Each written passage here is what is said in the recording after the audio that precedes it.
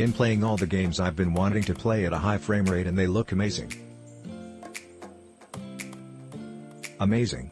I upgraded from GTX 1063GB and it's amazing. Getting 60 FPS on high setting on most games. It was pretty good. You just need a good processor and a C500W and it would work good.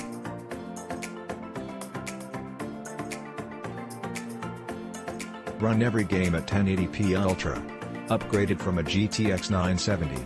Very quiet even at %100 fan speed, can't even hear it. Stays cool around 60-75C with %50 to 60 fan speed while gaming and 33C idle with %25 fan speed. Pretty great card. Love it.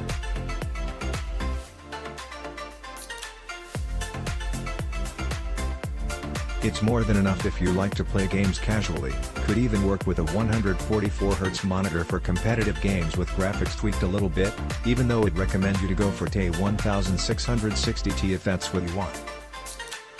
No noise and great temps for now. Fans are completely stopped at all times unless you start a game. Really happy with my 1660.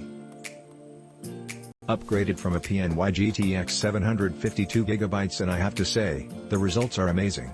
However, I am by no means trying to play the most modern AAA titles on here such as Battlefield V or Shadow of the Tomb Raider. I play games that don't really have a big demand for power, with games such as Outlast 2, Life is Strange, Telltale Games, Fortnite, etc., and this card plays them with smooth as butter frame rates.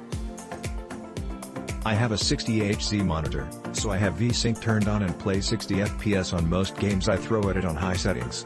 I paired this with an AMD FX 8350W/8GB of RAM, and it hasn't given me any issues as of yet. I bought this as an upgrade for a cheap GTX 1063GB that came included in a pre-built. It overclocks nicely, but doesn't need to for anything running DirectX 11 or earlier, and runs Shadow of the Tomb Raider at maximum settings at 1080p with near seamlessness at stock. Even at full speed, the fans aren't as loud as expected, and it works with MSI Afterburner if you feel the need to adjust the fan speed curve. The only issue encountered was with automatic updates from the operating system and their tendency to overwrite the proper drivers. Physically, it fits into a mini ATX case nicely, only extending about half an inch past the expansion slot cover, offering a great solution for those smaller, ITXL.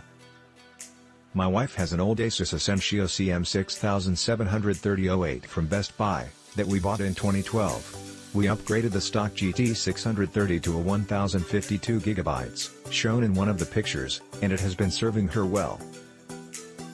Today I put the 1660OC in it, and oh my god. After uninstalling and reinstalling GeForce Experience, it set most games to high or highest and we're getting 1080p 60 FPS locked. On an i7-3770, non-K. All of a sudden we're not as rushed to upgrade our computer. We definitely plan on doing that eventually though, and using this card in the new build.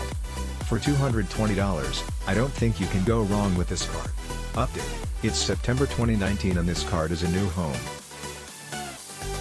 A Ryzen 5 1600. Destiny 2 on low preset, we get about 100 to 144 FPS depending on the area. This card is amazing for 60 FPS, and just okay for 144 FPS. I'm pushing 500 plus MHz on the memory and 100 MHz on the GPU clock in MSI Afterburner.